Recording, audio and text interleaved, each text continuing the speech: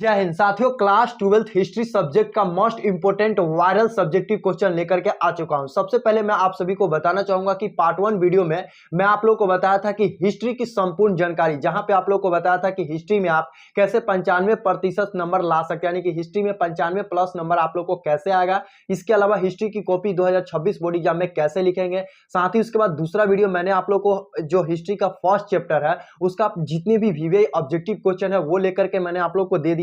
आप लोग पहले ध्यान से समझ लो, ये वीडियो बहुत ही इंपॉर्टेंट होने वाली है। पार्ट 1 वीडियो में जैसा कि मैंने आप लोग को यह भी बताया था कि आप लोगों को जो हिस्ट्री में 15 चैप्टर पढ़ना है, तो 15 चैप्टर में आप लोग को कौन कौन से चैप्टर काफी इंपॉर्टेंट है जिससे दीर्घ उत्तरीय प्रश्न आते हैं, किस चैप्टर से कितना जो है क्वेश्चन बोर्ड एग्जाम में पूछे जाते हैं, तो पार्ट 1 वीडियो आप लोग जरूर देख लीजिएगा। इसके अलावा पार्ट 2 वीडियो में मैंने आप लोग को यहाँ पे शुरू कर दिया हूं, जहां से objective question chapter by chapter आप लोग को देखने को मिल जाएंगे। और अभी आप लोग स्क्रीन पर सबसे पहले यहाँ पे देखिए कि चैप्टर 1 हड़प्पा सभ्यता और चैप्टर 2 राजा किसान और नगर, जो कि आप लोग देख पा रहे हैं यहाँ पे लिखा हुआ है। और बोर्ड परीक्षा 2026 के लिए वीवीआई गेस क्वेश्चन चैप्टर में जितने भी 2 नंबर यही क्वेश्चन है, दोनों चैप्टर में जितने भी 2 नंबर यही क्वेश्चन है, 30 क्वेश्चन को मैंने यहाँ पे लिख करके रख दिया हूं जो बोर्ड एग्जाम में हर साल पूछे जाते हैं। इसके अलावा आप देखेंगे तो नीचे जो है 31 से 39 तक का लघु उत्तरीय प्रश्न है जो कि बोर्ड एग्जाम में हर साल यहां से पूछे जाते हैं। इन सब का उत्तर इस वीडियो में आप लोग को देखने को अभी मिलेगा, तो आप लोग इस वीडियो को एकदम ध्यान से देखिए। और हाँ, अगर आप हिस्ट्री का अभी तक आप मेरा कोर्स बाय नहीं किए हैं तो जल्दी से मात्र 99 रुपया दे करके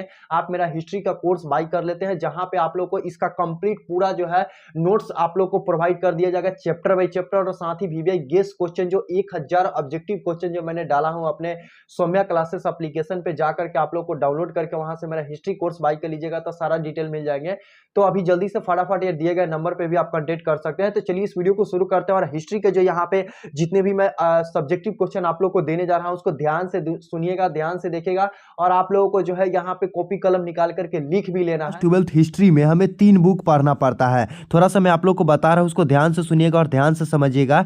तो 3 बुक जो पढ़ना पड़ता है ना, तो पहला बुक होता है जिसमें हमें 4 चैप्टर पढ़ना है, दूसरा बुक में 5 चैप्टर पढ़ना है और तीसरा बुक में हमें 6 चैप्टर पढ़ना है। तो जो पहला बुक है जिसमें से 4 चैप्टर पढ़ना है, उसमें से 2 चैप्टर जो कि हड़प्पा सभ्यता और राजा किसान नगर है, इन दोनों चैप्टर से जितने भी सब्जेक्टिव क्वेश्चन जो कि लघु उत्तरीय और दीर्घ उत्तरीय प्रश्न बन सकते हैं, उन सभी का यहाँ पे आप लोग देख सकते हैं कि मैंने लिख करके रखा हूँ, जो 2026 के बोर्ड एग्जाम में आप लोगों को यहीं से पूछे जाएंगे। इसके अलावा कहीं भी बाहर से आप लोग को नहीं पूछे जाएंगे, ठीक है। तो 2026 बोर्ड एग्जाम के लिए जो गेस क्वेश्चन जो मैंने आप लोग को यहाँ पे दे करके रखा हूँ, साथ ही इसका पूरा का पूरा यहाँ पे आंसर भी है जो कि आप लोग देख सकते हैं। पूरा का पूरा आंसर भी मैं रखा हूँ। अभी मैं आप लोग को समझाने जा रहा हूँ, बताने जा रहा हूँ, उसको थोड़ा सा ध्यान से देख लीजिए। अगर आपने तैयारी नहीं किया है, अगर आपने तैयारी किया भी है, अच्छा से पढ़ाई भी किया है, तो आप लोगों को कितना याद है, कौन कौन से क्वेश्चन जो है बोर्ड एग्जाम में पूछे जाते हैं, ये सबसे बड़ी टॉपिक हो जाती है। चूंकि आप लोग को मान के चलिए 15 चैप्टर, ठीक है, हिस्ट्री में आप लोग को पढ़ना है। 2 चैप्टर आज मैंने आप लोग को करा दिया, फिर अभी जो बच गया 13 चैप्टर वो आप लोग को आने वाले वीडियोज में देखने को मिल जाएंगे विथ आंसर के साथ।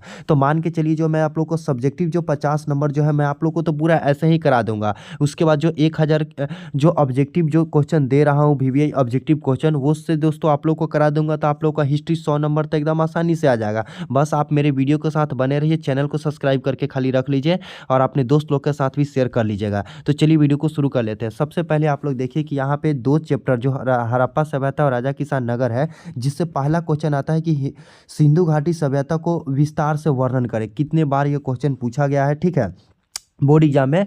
तो ये क्वेश्चन जो है बहुत ही इंपॉर्टेंट है। अगर आपको सर पढ़ाए हुए हैं, कहीं भी कोचिंग से आप पढ़े हैं, तो आपके कॉपी में लिखा हुआ है, तो इसको वीवीआई टिक लगा करके इसको याद कर लीजिएगा। अभी मैं बताऊंगा अभी इसका आंसर, ठीक है। दूसरा, यहाँ पे हड़प्पा सभ्यता को सिंधु घाटी सभ्यता क्यों कहा जाता है, इस तरीके से आप देखेंगे तो यहाँ पे पूरा का पूरा जो है यहाँ पे 30 क्वेश्चन दोनों चैप्टर से मैं रखा हूँ और 31 से लेकर के 39 तक जो है क्वेश्चन पूछा हूँ, जिसमें 4 क्वेश्चन का ही जवाब देना होता है। सबसे पहले तो आप लोग को एक चीज़ और बता दूँ, अगर आपको पता है तो अच्छी बात है, कि हिस्ट्री में 30 क्वेश्चन आप लोगों से पूछेंगे 2 नंबर या ही, जिसमें आप लोगों को जो है 15 बनाना रहेगा तो 30 नंबर मिल जाएंगे। और लॉन्ग क्वेश्चन में आप लोगों से यहाँ पे 8 क्वेश्चन पूछेंगे, जिसमें 4 बनाना रहेगा, 5 नंबर का रहता है, 20 नंबर मिल जाएगा। मतलब 30 जो है लघु उत्तरीय से मिलेगा, 20 जो है दीर्घ उत्तरीय से मिलेगा, 50 हो जाएगा। दीर्घ उत्तरीय भी प्रश्न यहाँ पे दिया गया है। चलिए हम यहाँ पे डायरेक्ट आ जाते हैं क्वेश्चन की तरफ, ठीक है। तो यहाँ पे मेरा पहला जो क्वेश्चन है जो कि आप लोगों के सामने स्क्रीन पर है, इसको थोड़ा सा ध्यान से समझिए और ध्यान से देखिएगा कि सिंधु घाटी सभ्यता का जो है विस्तार से वर्णन करें। ये आपके बोर्ड एग्जाम 2026 के लिए बहुत ही इम्पोर्टेंट है यहाँ पे, तो इसको आप लोग जो है याद करके रखेंगे। चलिए अब इसको हम लोग समझते हैं कि सिंधु घाटी सभ्यता का विस्तार बहुत ही व्यापक था, ठीक है। इसको फैलाव उत्तर में जम्मू कश्मीर से लेकर के दक्षिण से गुजरात तक, पश्चिम में बलूचिस्तान से लेकर पूर्व से पाकिस्तान तक, उत्तर प्रदेश तक था। इससे स्पष्ट होता है कि यह सभ्यता भारत की सबसे विस्तृत और विकसित सभ्यता थी। कितना सिंपल और आसान जो है इसका आंसर है। दूसरा आपको क्वेश्चन यहाँ पे देख सकते हैं आ चुका है, आप चाहे तो इसका स्क्रीनशॉट भी ले सकते हैं यहाँ पे, या रोक रोक कर वीडियो को लिख भी सकते हैं। यहाँ पे मैं इस तरीके से रोक दे रहा हूँ कि हड़प्पा सभ्यता को सिंधु घाटी सभ्यता क्यों कहा जाता है। बहुत इंपॉर्टेंट क्वेश्चन है। देखिए हड़प्पा सभ्यता को सिंधु घाटी की सभ्यता इसलिए कहा जाता है क्योंकि इससे जो है अधिकांश नगर सिंधु नदी और उसकी सहायक नदियों के किनारे बसे हुए थे। इस नदी को कृषि, व्यापार और जीवन के विकसित में महत्वपूर्ण भूमिका निभाई थी। या आप सिंपल लिख सकते हैं कि हड़प्पा सभ्यता को सिंधु घाटी सभ्यता के नाम से इसलिए जाना जाता है क्योंकि यह सिंधु नदी घाटी के किनारे बसा हुआ था। इस तरीके से भी आप लोग लिखेंगे तो इस तरीका चल जाएगा। चलिए तीसरा क्वेश्चन की तरफ आ चुके हैं कि अभिलेख किससे कहते हैं, इसके दो महत्वपूर्ण को बताएं। तो पत्थर या धातु या स्तंभों पर खुदे हुए लेख को अभिलेख कहते हैं, इतना भी लिख सकते हैं। और थोड़ा सा और लिखेंगे तो अभिलेख को शासकों की उपलब्धियां, प्रशासनिक व्यवस्था तथा ऐतिहासिक घटनाओं को सटीक और प्रमाणित जानकारी प्राप्त होता है। अभिलेख से हमें क्या जानकारी प्राप्त होता है, तो सटीक जानकारी प्राप्त होता है, और घटनाओं जो इतिहास में हुआ है उसकी जानकारी प्राप्त होता है, ठीक है। यह भी क्वेश्चन इंपॉर्टेंट है, इसको याद कर लेंगे। चौथा क्वेश्चन जो कि देख सकते हैं, इतिहास लेखन में अभिलेखों का क्या महत्व है। तो इतिहास लेखन में अभिलेखों का बहुत महत्वपूर्ण है क्योंकि ये समकालीन विश्व नीय स्रोत होते हैं। इसके माध्यम से शासकों की नीति, दान, युद्ध और प्रशासनिक व्यवस्था को सही जानकारी मिलती है। इससे क्या होता है कि दान, युद्ध और प्रशासनिक व्यवस्था कैसा था पुराने समय में, उसकी जानकारी मिलती है, ठीक है। पांचवा नंबर क्वेश्चन बहुत ही इंपॉर्टेंट क्वेश्चन है कि पुरातात्विक से आप क्या समझते हैं। तो पुरातत्व इतिहास की वह शाखा है जिसमें खुदाई द्वारा प्राप्त प्राचीन अवशेषों और औजार जितने भी जो रहते थे उसकी जानकारी मिलती थी, ठीक है।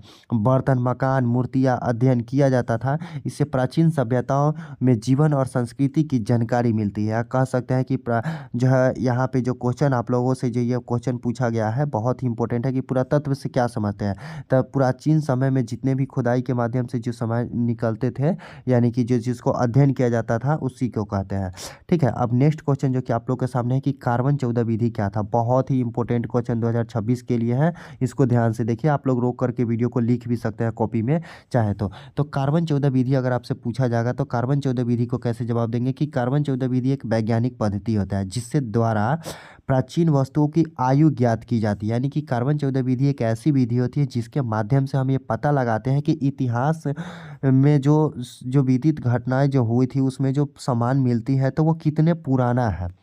इसका प्रयोग करके लकड़ी, हड्डी, जीवनवास में तथा तिथि निर्धारित करने के लिए किया जाता है। मतलब इतिहास में जो भी खुदाई होता है, यानी कि जो भी जगह जो खुदाई होता है वहाँ पे जो सामानें मिलती है, लकड़ी, हड्डी, जीवनवास जो भी कुछ मिलता है तो उसको पता लगाने की विधि को ही कार्बन 14 विधि कहते हैं कि कितना साल पुराना है। सिंपल कार्बन 14 विधि से ये पता चलता है, ठीक है। चलिए 7वां नंबर है कि उत्खनन से आप क्या समझते हैं। तो भूमि की परतों को सावधानीपूर्वक खोद करके प्राचीन अवशेषों को निकालने की प्रक्रिया को उत्खनन कहते हैं। इसके माध्यम से सभ्यताओं को नए भवन और दैनिक जीवन की जुड़ी वस्तुओं को प्राप्त होती है। इसको क्या बोलते हैं, उत्खनन बोलते हैं। 8वां है कि हड़प्पा सभ्यता के 4 प्रमुख केंद्रों का नाम लिखिए। तो हड़प्पा सभ्यता के जो है प्रमुख केंद्र जैसे हड़प्पा, मोहनजोदड़ो, धोलावीरा, लोथल शामिल थे, चनहुद्रो भी शामिल थे, ये सब भी लिख सकते हैं, ठीक है। ये नगर अपनी उन्नत और नगर योजना व्यापारिक गतिविधियों के लिए प्रसिद्ध थे। 4 को लिख देना है, ठीक है। अगला है सिंधु घाटी सभ्यता की 2 समकालीन सभ्यताओं के नाम लिखे। तो सिंधु घाटी सभ्यता की समकालीन सभ्यताओं में से मेसोपोटामिया सभ्यता और मिस्र सभ्यता प्रमुख थी। इसकी सभ्यता के साथ साथ सिंधु घाटी व्यापारी संबंध भी था। बहुत इंपॉर्टेंट है ये क्वेश्चन, इसको भी याद करके रखेंगे। हड़प्पा सभ्यता की 2 विशेषताओं का उल्लेख करना है, ठीक है। 2 को विशेषता बताना है हड़प्पा सभ्यता के। तो हड़प्पा सभ्यता की प्रमुख विशेषताओं में से उन्नत नगर योजना और पक्की ईंटों का उपयोग शामिल था। इसके साथ ही यहाँ विकसित जल निकासी प्रणाली भी था। के अन्य सभ्यताओं की अलग बनाती है। मतलब हड़प्पा सभ्यता में 2 ऐसे कौन सा विशेषताएं हैं जो बहुत ज़्यादा मतलब अच्छा लगा, तो वो पक्की ईंटों का प्रयोग शामिल था और उन्नत नगर योजना का था, ठीक है। 11वां नंबर है कि विशाल अन्नागार पर संक्षिप्त टिप्पणी लिखना है। तो विशाल अन्नागार पर संक्षिप्त टिप्पणी क्या है, तो विशाल अन्नागार जो कि देख सकते हैं, विशाल अन्नागार मोहनजोदड़ो के प्रमुख भवन था। इससे ये एक चीज़ और स्पष्ट हो जाता है कि स्नान घर कहाँ पे था, तो मोहनजोदड़ो में था, ठीक है। याद कर लीजिएगा, ऑब्जेक्टिव क्वेश्चन स्नान घर कहाँ था? मोहनजोदड़ो में। इसका प्रयोग धार्मिक स्नान और सामूहिक अनुष्ठानों के लिए किया जाता था। यह पक्की ईंटों का बनाया गया था। जल निकासी की उत्तम व्यवस्था थी।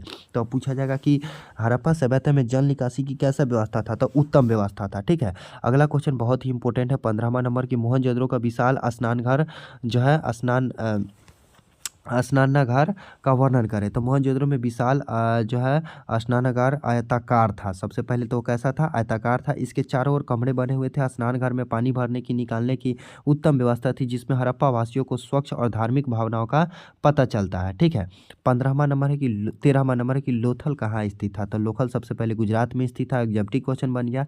और यह हड़प्पा सभ्यता का एक प्रमुख बंदरगाह नगर था। तो यह भी क्वेश्चन और बनेगा यहाँ से ऑब्जेक्टिव क्वेश्चन की हड़प्पा सभ्यता में बंदरगाह कहाँ पे था? तो लोथल में। लोथल कहाँ है? तो गुजरात में। ठीक है, यहाँ से समुद्री व्यापारी होता था, जिससे हड़प्पा सभ्यता की आर्थिक समृद्धि बढ़ी। मतलब हड़प्पा सभ्यता में जो लोथल जो जगह था वो गुजरात में था, जहाँ पे बंदरगाह मिल ज़्यादा रहते थे। तो इससे क्या होता था कि आर्थिक सभ्यता मतलब ज़्यादा मजबूत होती थी, समृद्धि थी, क्योंकि यहाँ से व्यापार होते थे। 14वां नंबर है कि सिंधु घाटी सभ्यता में उत्पादित 4 कृषि उत्पादकों का नाम लिखें। सबसे ज़्यादा वहाँ पे सबसे ज़्यादा मतलब क्या चीज़ उगाया जाता था? तो सिंधु घाटी सभ्यता में गेहूँ हो गया, जौ हो गया, कपास हो गया और चावल प्रमुख कृषि उत्पादक थे। यहाँ की उपजाऊ भूमि और सिंचाई व्यवस्था ने कृषि को समृद्ध बनाया है।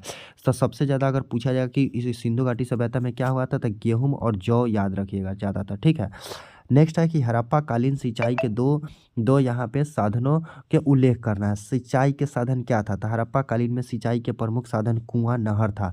मतलब हड़प्पा सभ्यता में जो खेती जो होता था तो उसमें क्या चीज़ का उपयोग ज़्यादातर होता था? तो सिंचाई के प्रमुख साधन क्या था? खेती और नहर थे। प्रमुख साधन जो है कुएं और नहर थे। और कुएं नगरों के अंदर पाए जाते थे, जिसमें लोग जो है नियमित जल आपूर्ति मिलती थी।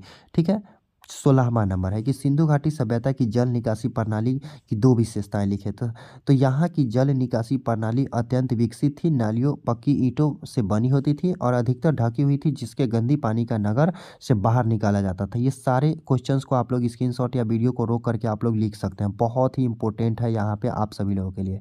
अब चलिए यहाँ पे दूसरा चैप्टर से मैं आ चुका हूँ। उस चैप्टर से दोस्तों आप लोग को 17 क्वेश्चन मैंने आप लोग को दिया हूँ। ठीक है, अब इस चैप्टर से आप लोग को यहाँ पे देने जा रहा हूँ, इसको थोड़ा सा ध्यान से समझिए। दूसरा चैप्टर आप लोग का आ जाता है राजा, किसान और नगर। इसमें है किन्हीं 4 महाजनपदों के नाम लिखे। तो प्राचीन भारत में जो है प्रमुख महाजनपदों मगध थे, जिसमें आ जाता है कौशल, अवंती और वत्स और शामिल थे। ये महाजनपद राजनीतिक और आर्थिक रूप से शक्तिशाली थे। अगला है कि आहत सिक्के क्या थे? क्या है? आहत सिक्के क्या थे? ठीक है, आहत सिक्के क्या थे? तो आहत सिक्के जो है ना धातु के बने होते थे, जिन पर विभिन्न चिन्हित हथौड़ी ठोक करके बनाए जाते थे। इनका प्रयोग प्राचीन भारत में व्यापार और लेन देन के लिए किया जाता था। 20वां है कि महाजनपद से आप क्या समझते हैं? बहुत इंपॉर्टेंट क्वेश्चन है। महाजनपद से आप क्या समझते हैं?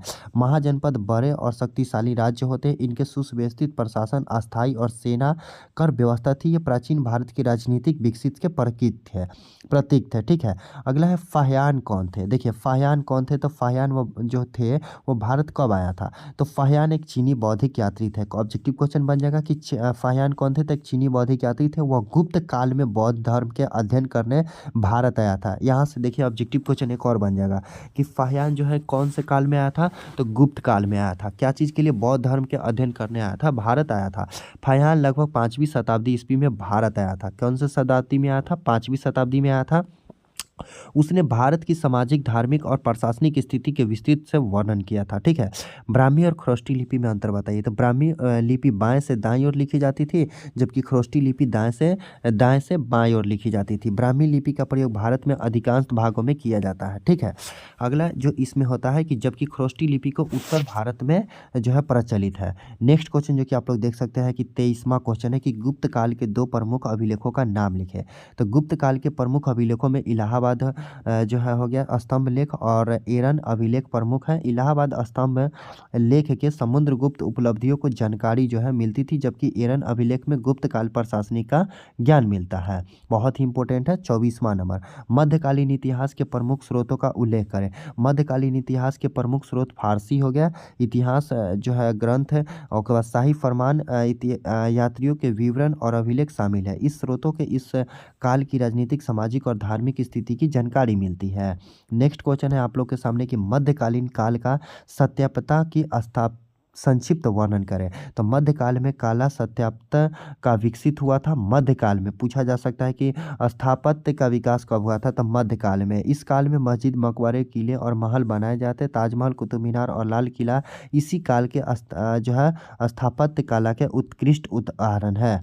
अगला है 26वां नंबर की मौर्य प्रशासन की संक्षिप्त जानकारी दीजिए। उत्तर में मौर्य प्रशासन अत्यधिक सुदृढ़ और केंद्र था। राजा सर्वोच्च अधिकारी होते थे और साम्राज्य के प्रांतों में बांटा गया था। कर व्यवस्था, न्याय प्रणाली और सेना पर विशेष ध्यान दिया जाता था।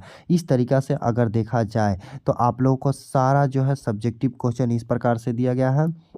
अब मान लीजिए 28वां क्वेश्चन यहाँ पे आ गया कि अशोक के धम्म से आप क्या समझते हैं। बहुत ही वीवीआई इंपॉर्टेंट क्वेश्चन हो गया ये। अशोक के धम्म से आप क्या समझते हैं। अशोक का धम्म नैतिक सिद्धांतों पर आधारित था। इस सत्य, अहिंसा, दया, माता पिता के सम्मान, सभी धर्मों के प्रति सहिष्णुता बल दिया गया था। अशोक से रिलेटेड जितने या धम्म से रिलेटेड जितने क्वेश्चन आएंगे जिसमें अशोक आंसर होगा, ये बात को भी आप लोगों को ऑब्जेक्टिव में ध्यान देना है। सातवाहन जो है कौन थे, तो सातवाहन दक्षिण भारत के एक प्रमुख राजवंशक थे। याद रखना है, उन्होंने ढक्कन क्षेत्र में शासन किया और सातवाहनों ने व्यापार बढ़ावा और दिया। बौद्ध धर्म का ब्राह्मण के धर्म से संरक्षण दिया। किन्हीं दो गुप्तकालीन मंदिरों का नाम लिखना है। तो इसमें गुप्तकालीन मंदिरों का देवगढ़ हो गया और दशावतार हो गया मंदिर, व भीतरी गांव के मंदिर शामिल है। ये मंदिर गुप्तकालीन सत्य स्थापत्य कला के उत्कृष्ट उदाहरण है। अब यहाँ से आप देखेंगे कि दीर्घोत्तरीय प्रश्न आप लोग के सामने यहाँ पे आ चुका है, जो कि अब आप लोग को दीर्घोत्तरीय जो प्रश्न है सिंधु घाटी सभ्यता के धार्मिक जीवन का विवेचना करें। तो मैं इसको अब बोल कर बताऊंगा तो वीडियो काफ़ी लंबा हो जाएगा। मैं थोड़ा सा यहाँ पे इस प्रकार से कर देता हूँ। वीडियो को आप यहाँ पे रोक लीजिए, जिसमें आप लोग को मातृ देवी की पूजा के मंदिर के बारे में बता देना रहेगा। ये लॉन्ग क्वेश्चन है, इस बार का गेस क्वेश्चन है, बहुत ही वीवीआई क्वेश्चन है। इसको इस प्रकार से 31वां का आंसर है यहाँ पे, और फिर वहाँ पे रोक कर ले लेने के बाद यहाँ पे थोड़ा सा आ जाएगा। आप लोग को ये वाला लिख लेना होगा। 31वां का आंसर जो है यहाँ से आप लोग को यहाँ पे लिखना पड़ेगा, ठीक है। इसके बाद आप 32वां नंबर क्वेश्चन जो कि आप लोग देख सकते हैं यहाँ पे 32वां नंबर का जो मैं क्वेश्चन यहाँ पे दे रहा हूँ। 32वां नंबर का क्वेश्चन इस प्रकार से आप लोग को यहाँ से यहाँ तक वीडियो को पॉज करके आप लोग जो है इसको लिख सकते हैं, ठीक है। वीडियो को आप लोग जल्दी से यहाँ पे पॉज कर लीजिए। 32वां नंबर जो क्वेश्चन आप लोग को सामने यहाँ पे आ रहा है स्क्रीन पर, आप लोग इसको यहाँ से यहाँ तक लिख लीजिएगा। 33वां नंबर क्वेश्चन जो कि आप लोग देख सकते हैं कि हड़प्पा सभ्यता के विस्तार का विवेचना करें, जो कि यहाँ से आप लोग को देखने को मिल रहा है। हड़प्पा सभ्यता के 33वां का यहाँ से लेकर के और फिर 33 का फिर अभी आप लोग को यहाँ तक लिखना पड़ेगा, जो कि आप लोगों को देख सकते हैं यहाँ पे। ये सब लिख लीजिए। नहीं तो अगर आप हमारा जो है कोर्स ले लीजिएगा सबसे अच्छा 99 रुपये में अगर आप हमारे कोर्स को ले लेते हैं, अगर आप मात्र 99 रुपये में हिस्ट्री का, तो ये सारा PDF भी आप लोग को देखने को मिल जाएंगे। व्हाट्सअप टेलीग्राम पर आप हमारे ज्वाइन हो जाइए, वहाँ पर भी आप लोग को ये कोर्स जो है देखने को मिल सकता है, ठीक है। तो आप बेस्ट करेंगे कोशिश कि आप 99 रुपये में मेरा कोर्स ले लीजिए, जहाँ पे आप लोग को ये देखने को मिल जाएंगे। 34वां नंबर क्वेश्चन जो कि आप लोग देख सकते हैं लॉन्ग क्वेश्चन में, यहाँ पे आप लोग को इस प्रकार से आप चाहे तो इसका स्क्रीनशॉट लेकर के भी लिख सकते हैं। 35वां नंबर क्वेश्चन जो कि इस प्रकार से मैं आप लोग को लगा दे रहा हूँ, आप देख सकते हैं हड़प्पा सभ्यता के पतन के कारण का वर्णन करना है। हड़प्पा सभ्यता के पतन के कारण बहुत ही वीवीआई इंपॉर्टेंट ऑब्जेक्टिव क्वेश्चन है 2026 बोर्ड एग्जाम के लिए। इसको आप लोग जो है स्क्रीनशॉट ले सकते हैं, यहाँ पे इस तरीका से मैं लगा दे रहा हूँ, ठीक है। यहाँ पे इस तरीका के, और यहाँ पे भी है उसका जो है 36वां नंबर क्वेश्चन जो कि आप लोग के सामने स्क्रीन पर है कि मगध साम्राज्य के उत्थान के कारण का वर्णन करें, जो कि आप लोग देख सकते हैं यहाँ पे। 37वां नंबर क्वेश्चन जो कि आप लोग जो है यहाँ पे इसको स्क्रीनशॉट ले सकते हैं। और लास्ट में यहाँ पे 38वां नंबर इतना क्वेश्चन में यहाँ पे है, और इसको भी आप लोग चाहे तो रोक करके लिख सकते हैं, ठीक है। उसके बाद 39वां नंबर क्वेश्चन जो कि आप लोग के सामने यहाँ पे, और बाकी यहाँ पे द एंड हो चुका है।